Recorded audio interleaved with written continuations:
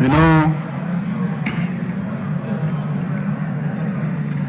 in private practice, the way that you get to increase your fees is to speak copiously in court. Even if you say nothing, just speak copiously in court. Because after the clients, when they finish, they say, my lawyer spoke. The way my lawyer cano. Did you see the way my lawyer was talking?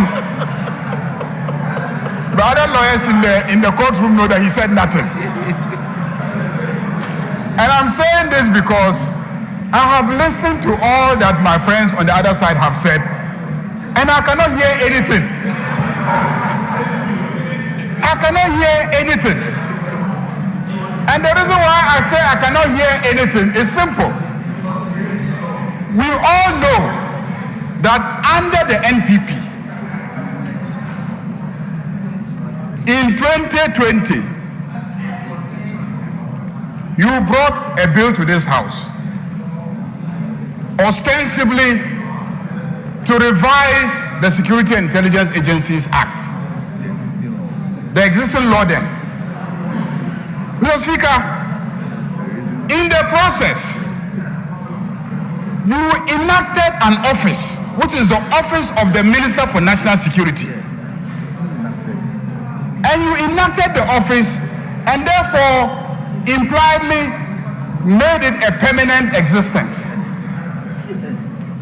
Mr. Speaker, even the Constitution shies away from enacting ministerial portfolios.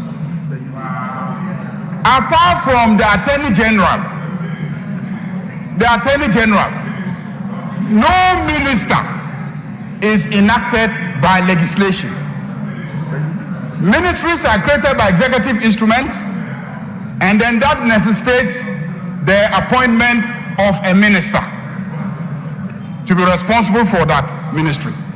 Mr. Speaker, by enacting the office of a Minister of National Security, you are tying the hands of every president so that he must appoint a Minister for National Security. Mr. Speaker, in the process, you had unwieldy size of government. How many ministers did they have? 125 ministers. Look at the deal. 125 ministers and deputy ministers. For a small country like this, when a country like Australia, with a bigger economy, has just about 30 ministers. Mr. Speaker, the NDC promised that when we come to office, we will downsize. We will cut down the number of ministers. So when we came into office, we indeed cut down the number of ministers. The decision to amend this. And among the ministries that we decided to guillotine was the Minister for National Security. And then the issue arose in this chamber. The Right Honorable Speaker, Alban Sumana Bagwin, raised it in this chamber that there is a legal problem. There is an act that enacts the office of National Security Minister.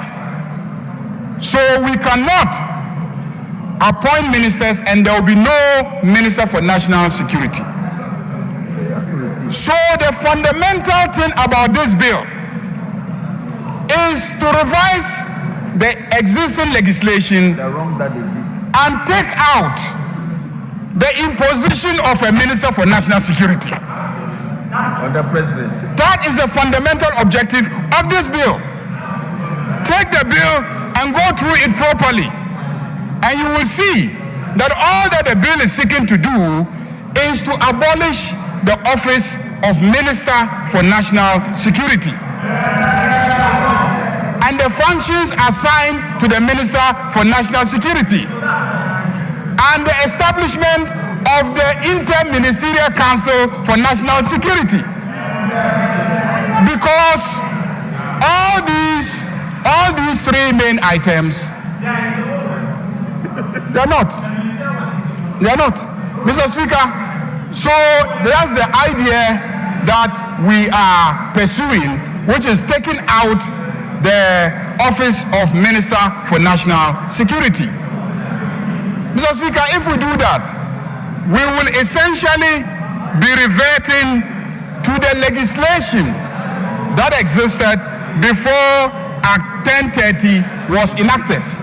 That is the fundamental objective. Of course, in the process, advantage has been taken of the proposal before this House to also add a few things, revise a few things, based on the experience that we have obtained working these two legislations.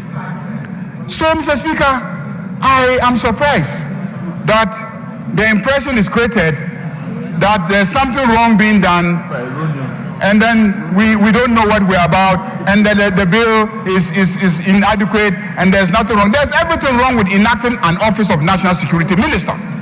We have a Minister for Health. It is not enacted. We have a Minister for Education. It is not enacted. We have a Minister for Roads and Transport. It is not enacted. Those ministers are not enacted. It's the ministries that are enacted. And it is the agencies under the ministry that are enacted. So you have highways, you have urban roads, you have all these agencies, Ghana Health Service, you have Ghana Education Service, you have all of them agencies under the ministries enacted. But the ministry itself is simply created by an executive instrument because presidents can decide to realign and change it. They don't need to come to Parliament to realign. But what you did here is to force the hand of a president so that he must appoint a Minister for National Security. It was a wrong thing for us to have done as a Parliament. But they did it. Well, we're all in the Parliament. They proposed it, but we're here and we voted. So I'm saying there was a wrong thing for us to have done. And this historical wrong has to be corrected. And that's what we're doing today. We are correcting the wrongs of the NPP government. We are cutting down the number of ministers. We don't believe in large-sized governments. Large-sized government wastes public money. The taxpayer must get value for money. That is the object of this bill. Nothing more. Mr. Speaker, the issue of Director General of Intelligence, as indicated by Honorable Kabiru, I try very much to understand where he was coming from And where was going? and where he was going. But I know that all the acts, all that the bill seeks to do is to just redesignate it as Director General for Internal Security and Director General for External Security. And Internal Security is the BNI, and then the External Security is Research Department, and they already have directors. They have directors. If you just redesignate the titles to fit what modern nomenclature is, I don't see anything fundamental about that. Why we should be splitting hairs about just redesignating titles of offices that already exist. We are not creating the offices. Mr. Speaker, when you go to the issue of coordinator, yes, coordinators have existed from the beginning as a matter of practice. Then when the first legislation was being passed to govern national security, it was enacted. All subsequent legislation have kept the the coordinator of national security. Functions basically the same. Now, you cannot say that we are creating a coordinator who is politically unaccountable. That is obviously not true. We know the normal accountability mechanisms under our Constitution. First and foremost, we can hold the Security and Intelligence Agencies Act through the process of budgeting for them. Their budget is approved by this House. They bring the budget document proposals here, we approve it. Every money they spend, we approve it. And the committee can always invite the minister responsible for national security to come and answer questions. And the honorable minister kept repeating that. He's been coming here to answer questions Beyond that, he's been appearing before the Committee of Parliament to provide briefings on security matters anytime that he has been invited. Nothing is going to be sacrificed when it comes to political accountability of the security and intelligence agencies. So I don't know where the argument is coming from, that we are about to compromise the human rights of citizens, that they will no longer be politically accountable. Under what arrangement? Because the existing arrangement clearly in the last 1 year and 2 months have worked in such a way that no political accountability has been compromised. So I think that that argument also falls flat on its face. The argument about the warrants and freezing powers and etc., they've always existed. In your own legislation which we passed in this house, Act 1030, there were the same provisions. Nothing really fundamental, except a proposal that sometimes by the time you go and apply for a warrant to freeze an account, it takes a second to move the money from that account. It takes seconds to move the money from that account. It just takes the click of a button, because everything is electronic. Somebody can actually just use his or her cell phone and transfer and wire all his or her money. That's where banking has reached now. So when a security intelligence agency is interrogating a suspect and begins to suspect that they have monies in an account, by the time they go to the court and apply for a warrant and apply for a freezing authority, the account is drained. Money is transferred.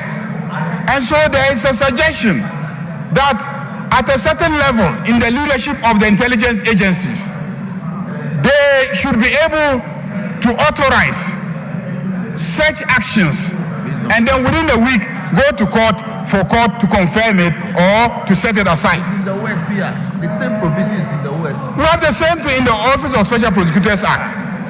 So why grant the Office of Special Prosecutor those powers and deny the other intelligence agencies who are also doing investigation to enable prosecution, deny them the same powers?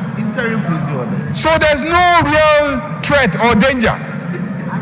As for chasing pickups and etc., we didn't start chasing pickups today. Yes.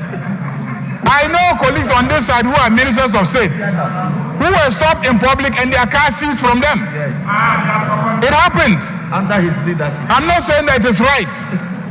I'm not saying that it should be allowed to happen or that it should continue. But my argument is simple. How does that bear on the provisions of this bill? Yes. There's no bearing. If you want to complain about your pickup being seized, please complain. But don't use this, second reading as an opportunity to complain about your pickup that was stopped. Why didn't you report to the police? Why are you reporting to us in Parliament? Mr. Speaker, let me thank colleagues for a very spirited debate, but just to indicate that we bring this bill out of necessity. We want to remove all the provisions compelling the establishment of the Office of the Minister for National Security and then maintain what has always existed, which is the President to designate a minister to serve as the minister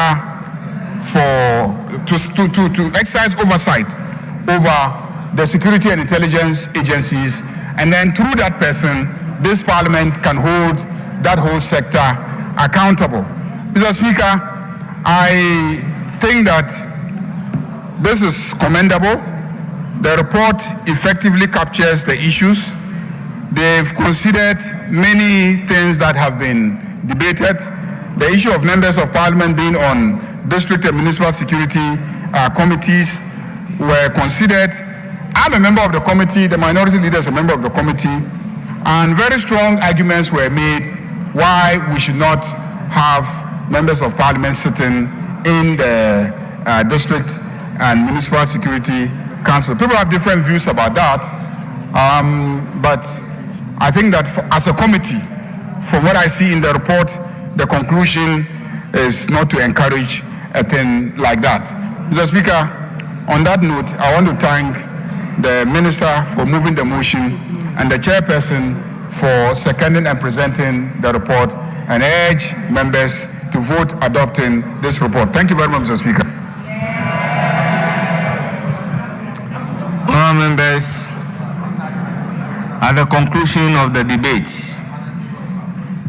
the question is, as many as are in favor of the motion say aye.